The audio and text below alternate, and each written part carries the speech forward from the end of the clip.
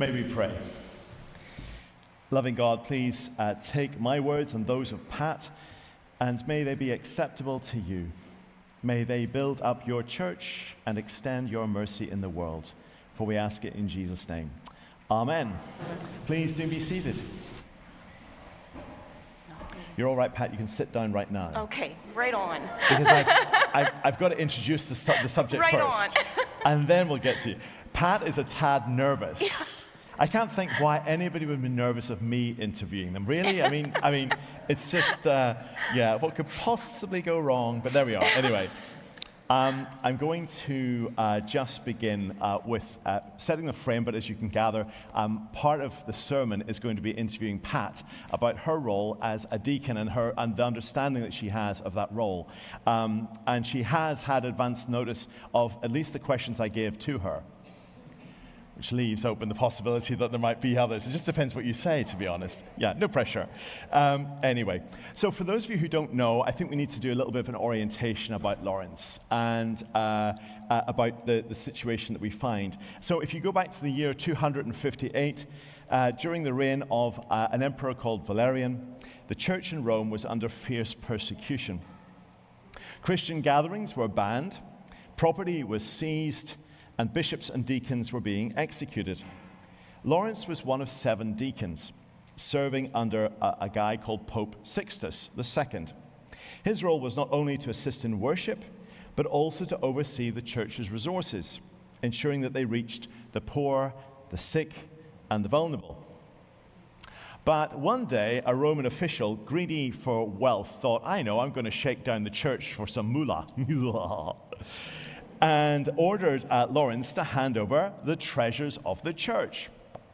Laurence said, well, give me 3 days and I'll come back with the treasures of the church. And so, you can imagine the Roman official thinking, yes, it's ka-ching, it is payday. And then Laurence turns up on the 3rd day. But instead of gathering gold and silver, he had given away what the church possessed to the poor. So on the appointed day, he brought those very people before the official, the sick, the lame, the elderly, the outcast, and said, behold, here are the treasures of the church. It was an act of defiance, a declaration of truth. The church's wealth is not measured in possessions, but in people. But if you notice something about this, whilst the church had this kind of universal claim, the thing that I notice most, and the orientation that I want us to be aware of, is that sometimes when we say that Laurence says the treasure of the church is its people, I often hear being said. And I think that has a way of shrinking down what is meant here. Because notice that Laurence went out to the poor, the lame, all of those people, if you like, outside of the worshiping community. And so when we think about the treasures of the church, too often we think about that phrase as being, oh, that's about us on the inside. You get it, don't you? You know where I'm going with this. That it's basically, we're always thinking about, oh yeah, the treasure is us. And of course, that's lovely, and it feels good, and there's a truth to that, of course. But I think if we boil it down to that, we have missed something really important, which is that the treasure is the people outside. God treasures and names as treasure the weak, the poor, and the marginalized. And that's then picked up, if you will, in the second 2 readings that we had. We have in Colossians, we have this idea that we are encouraged to not sow sparingly. Now, this is quite a radical idea because the imagery, of course, is about throwing seed onto ground. But I can tell you as a farmer's son, especially my father's son, you would not waste seed on bad ground. You would not waste seed being generous with it and just casting it anywhere and everywhere. That would be a big mistake and a waste of money. And so this is actually quite a subversive teaching. It's saying be generous and be reckless in the sowing of seed to all and everywhere. Not worrying about virtue, not worrying about whether they earned it. We're not worrying about the soil, if it's good or bad or indifferent or anything like that, but just doing the business of sowing and sowing generously. And that, I think, is the spiritual practice. We have been so shaped by the fact, like we come up with, and we often like to sow sparingly or maybe sow with conditions attached. I will do this if X and Y and Z takes place. If the organization I'm going to give my time or energies to does the following things, then I will do that. But the teaching here is to sow generously, radically, very generously, without those sort of strings attached to it. It's very subversive teaching in that way. And certainly this person did not come from North Antrim where I did. Because, you just don't do that sort of thing. That's a waste of money. As I say, I'm not kidding when I say it's a waste of money, is exactly how that would be viewed.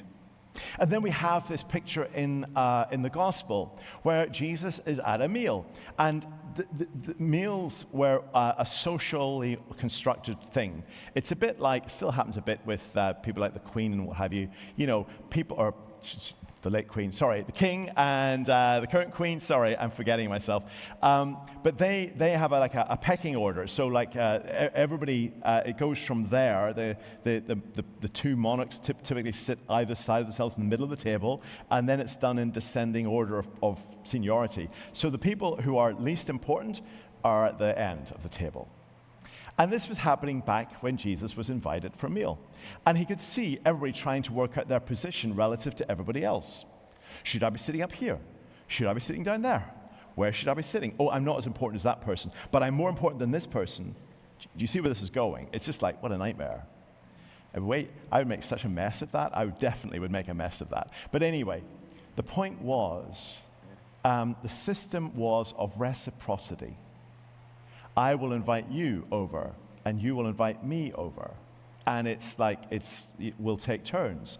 And of course, we do that, don't we? It's not to say that we don't do that.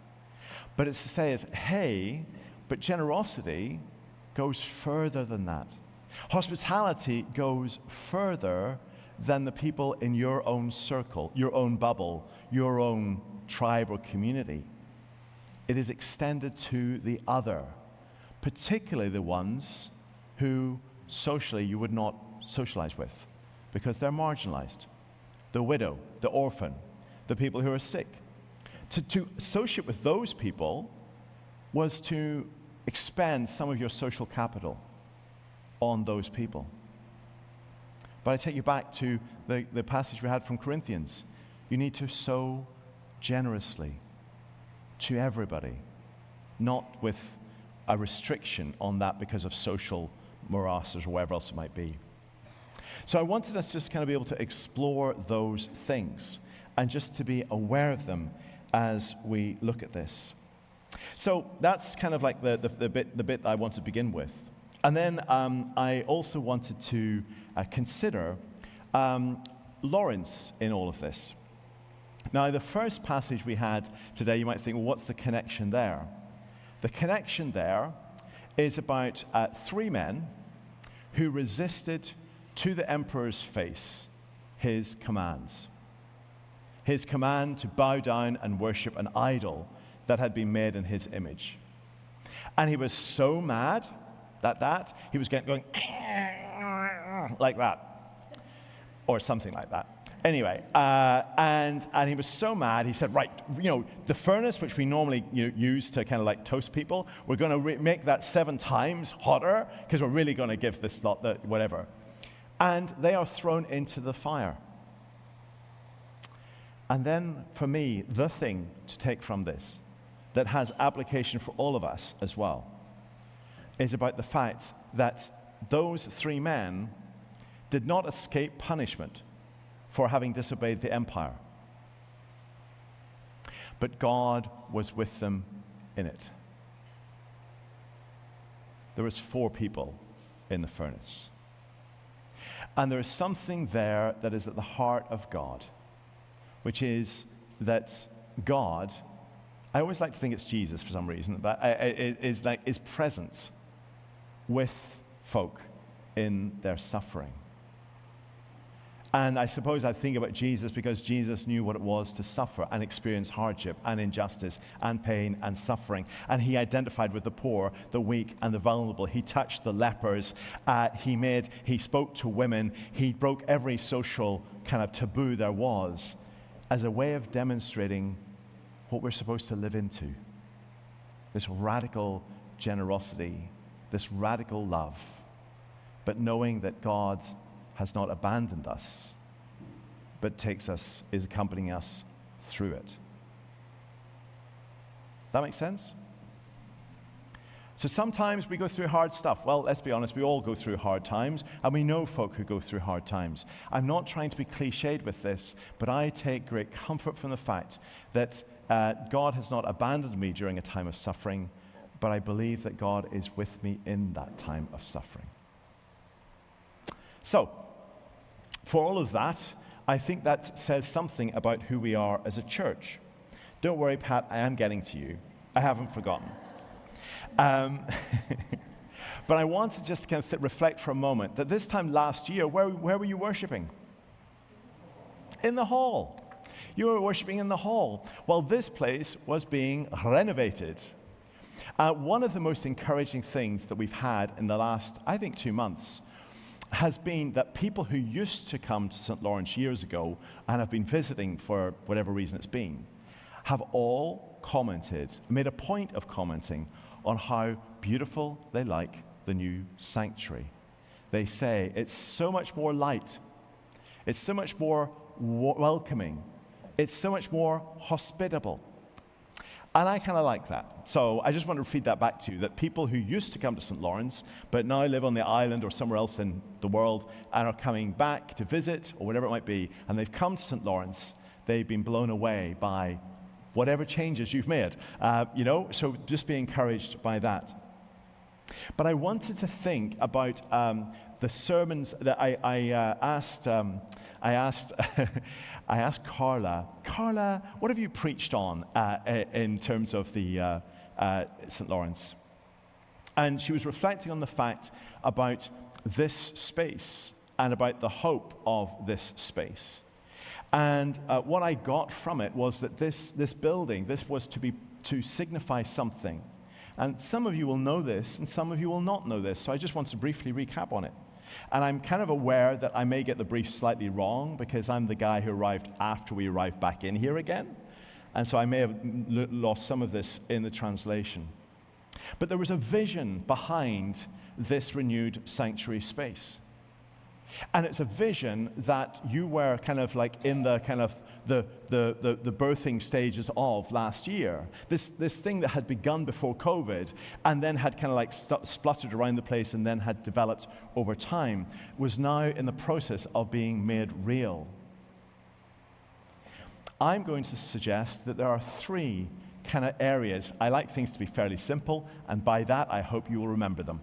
This is about a triangle. It's not original to me, it's been used by many people, but I find it to be a very helpful teaching tool. An equilateral triangle. For those of you who are like me and bit not great on these things, that means that each side is equal. Well, I don't want you to have to cast back to what's an equilateral triangle. But that was the first thing. And the pointy bit at the top, let's just assume for the moment that there's one pointy bit at the top. And that is towards God. That is the Godward, the upward dimension to this whole thing. And the idea was that this space would enable us to come together towards God in worship and prayer and in other ways too. That we would in some way offer an acceptable sacrifice to God through this space, and also it would become part of building up our faith and understanding and offering of worship to God. Then there's the inward dimension. So we've got this triangle. So I'm saying God is at the top. Over here, I'm going to say is the inward dimension. And the inward dimension is one about building an inclusive, welcoming community that is growing together. I've been talking about that for a while, so I'm not going to dwell on that one, but other than to say it is about a community which by the quality of its life together is a profound blessing to each one of us. And then finally, there's the outward dimension. And the outward dimension is encompassed by the glass windows and by the wavy line. Don't sue me if I get this wrong, Pat. But the idea behind this was to create the West Coast vibe.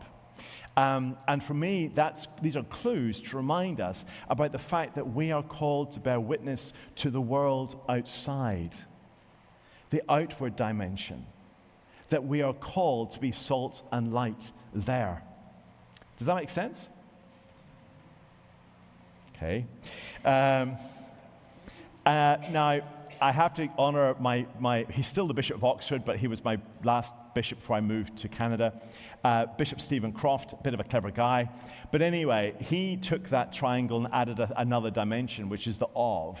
So he wanted to say something about the fact that we're not in isolation, that we're part of a bigger movement of people, both across time and across this world, and we are connected to the wider church through different relationships, such as being part of a diocese. We're Anglican at the end of the day. We're part of the Anglican Church of Canada. We're part of the Anglican communion around the world, just about. And we are all of those sorts of things. We are connected in relationship to Good Shepherd Lutheran Church, with whom the Lutheran Church and the Anglican Church of Canada have a relationship of mutuality. So there's something there about being of. So we're not an isolated congregation, and we are one that is to orientate ourselves to be building our relationship with God, to be building our relationship as community, and building our relationship in service to the world that so badly needs it. And we need to remember that we do not do it on our own. And I find that really encouraging in these days. We are not on our own. So, this now brings me, in a curious kind of way, to the role of the deacon. In our Anglican tradition, the diaconate is a distinct and equal order of ministry. We have bishops, priests, and deacons in the Anglican Church. And deacons have a special responsibility to serve in Christ's name to the poor, the sick, and the suffering. Oh, wait, isn't that what Laurence did? Oh, I'm sorry, that's right. And to bring the needs of the whole church, the whole world, to the church. So people who are more articulate on this than me have said the following: deacons are icons. Did you know you're an icon, Pat? Wally, did you know you're an icon? There you go. So now you can say over coffee, I am an icon. I had to use that line. I just thought that's so good. Icon of servant ministry. They are interpreters of the world's needs to the church. They are leaders who empower others to serve. They are prophets who keep the margins in our sight. And here at St. Lawrence, we are very blessed by Reverend Pat, who offers her ministry as a deacon in an unpaid capacity. I know there's been a bit of confusion about that. So just to remind you that Pat offers her services, her vocation, her calling to this parish and beyond in an unpaid way. So it's not a job, it's a calling. With that in mind, I would like to introduce you to the Reverend Pat Ratcliffe. Yay!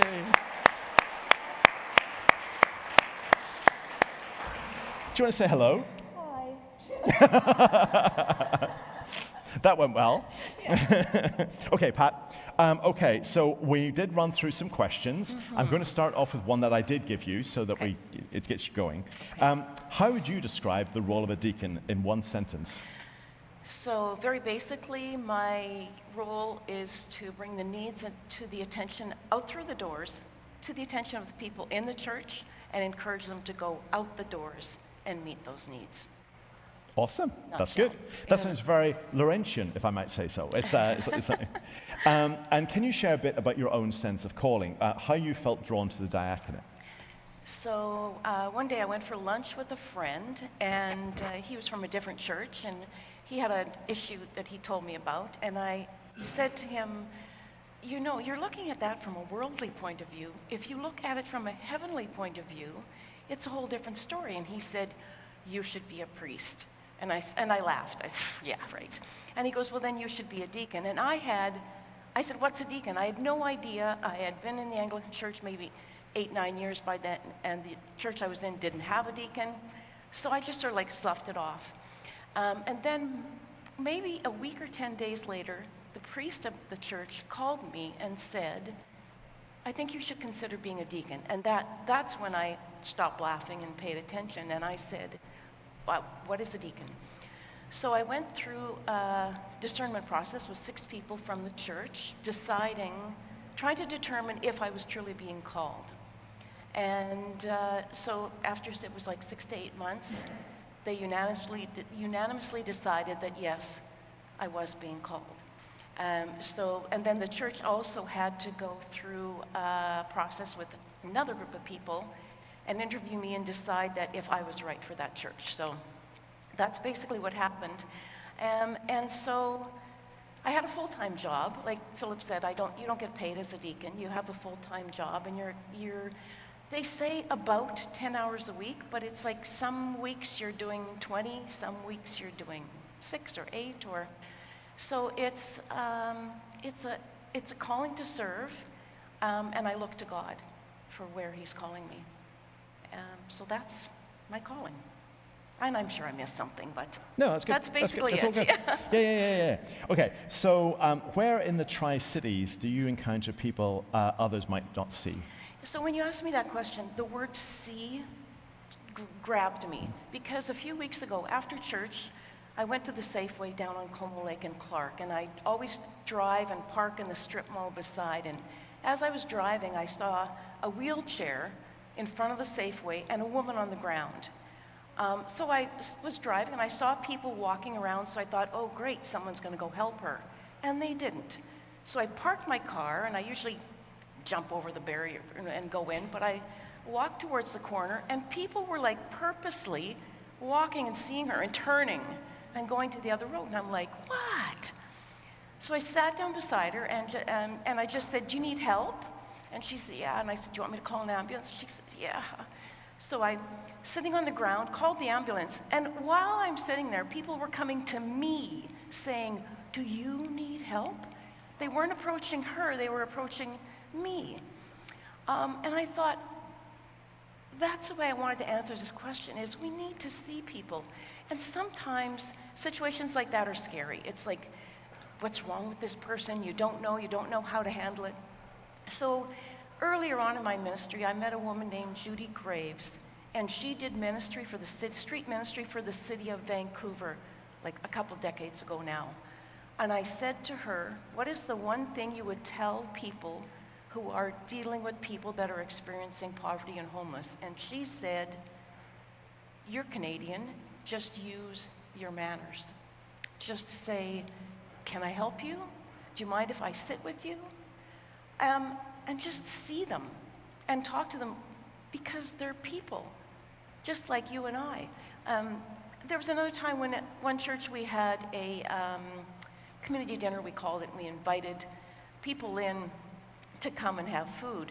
And someone said, the woman that was helping us organize this, Wanda Mulholland is her name, someone said to her, okay, but what do we do if they get violent? And what if we do if they cause a problem? And she said, what would you do if I was violent and caused a problem? Call the police, like they're people, just like you. So that is what I would encourage everyone to do, is see them as people, just like you. And I mean, just like Peter, sorry, Peter. Philip. Why did I call you Peter? Philip. So, it began with a P. Like you talked once about how just a smile, like just treat them as they are, as just normal people. A smile, if you think there might be something wrong, ask them permission, and help if you can. Awesome, that's great. Sorry, where were we? Okay, I asked you the question, what does widening the table look like in your ministry?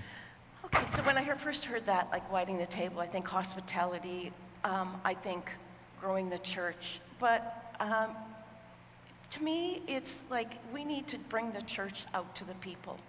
And in order to do that, we the people need to go and be the church in the outside world. So I think we need to, we need to go out in that world and be Jesus in the world and take over what Jesus' ministry. It's not all about growing the church. And that's great if you do. It's great if you, meet someone and they're interested and you bring them into the church. But to me, widening the table is about widening the world with knowledge of Jesus and showing Jesus' love throughout the world. Awesome. Okay, that's a segue. I'll take it as a segue. Anyway, what's one outward ministry at St. Laurence you would wish that people knew more about? Okay, so right now I feel like St. Laurence is a bit of a period of change. We went through the renovation. It's like a bit of turmoil, a little bit disorganized. Now the renovation is done. And I just hope and pray that we take on something big. So I have two things. Because as a deacon, it's not my job to go out there, find a ministry that I'm passionate about and do it. My job is to go out there, find what the world needs, and encourage you to do it. So two things, 3030 Gordon. I know that some people here know what 3030 Gordon is. It's a support house. It's the only support housing in the Tri-Cities, and I think December 2015 it opened. And it was, I was in Port Coquitlam at the time at St. Catharines, and it was, wow, so great. Everyone was so excited, and now everyone's not so excited. It's turned into a tent city. It's turned into a drain on the police and ambulance. So I'm wondering if we can figure out what went wrong, not just us, with other churches, other communities, with leaders. Try to figure out what went wrong and try to go back to how exciting it was when it first started. Go back to what it was meant to be. It's a big ask, it's a big job, but I'm just hoping we can do that. The second thing that I'm sort of feeling that perhaps St. Laurence is called to is truth and reconciliation. We started work on Indigenous. We did Indigenous 101. It was already started when St. Catharines came. So you guys had already started it years ago, and now it seems to have sort of gone by the wayside. So I learned this new word called allyship. Because if we're going to, I remember in one meeting, there was some speakers, Indigenous speakers, and somebody said, what can we do to help? And it didn't go well. This person just stood up and said, we don't need your help. Help is the wrong thing. They're not helpless. It's so that's when, just like within the last couple of months, I learned this word, allyship.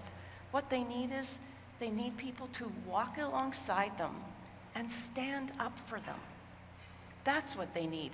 So I'm hoping that we could maybe do some training and learn basically how to become allies to our Indigenous neighbors. And hopefully someday have them walk in our church and feel comfortable in our church.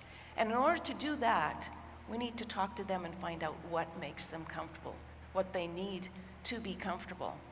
But one thing that I remember Truth and Reconciliation, when I first heard talk about it, they said that some Indigenous people don't have clean drinking water. Like in BC, I just how can that be? So I'm passionate about it, and I'm hoping that other people will be passionate about it. And I don't need you to be, come in and give me 20 hours a week and stomp your feet and go to City Hall. I mean, you can come and make coffee for a meeting. I just think everybody could get involved in big and small ways. You don't have to, be the leader and fight. If you want to do that, come on in. But I think I'd like to develop a few ministries that everybody feels they have a part in.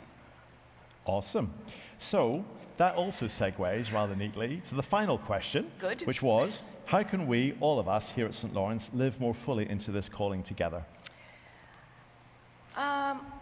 So The line that comes to my mind is, go where your deepest passion meets the needs of the world. And as a deacon, I feel that. Like, I get passionate about things, and I'm very rewarded when I assist somebody, help somebody, and I see a change in their lives. So we are called to be the eyes and the ears and the hands and the hearts of Jesus. So it just goes back to what I spoke about. I just think that we need to move forward on something big. And you know what? I've lost the question. Oh, that's all right. You're doing that. How can we, all of us, live more fully into this calling together? So actually, the question I want to ask you is, what stirs you up? And what do you think would bring you joy to see a change in? And tell me, because like, I think allyship. I've got a couple ideas, but I'm not doing this by myself. My job is not to do it. My job is to encourage you. So in order to do that, I need to know what strikes you as something that we need to work on. And talk to other people about it, or talk to me about it, and let's go do something. Thank you so much. I think a big round of applause for Pat. Thank you so done? much. That's it. You're done.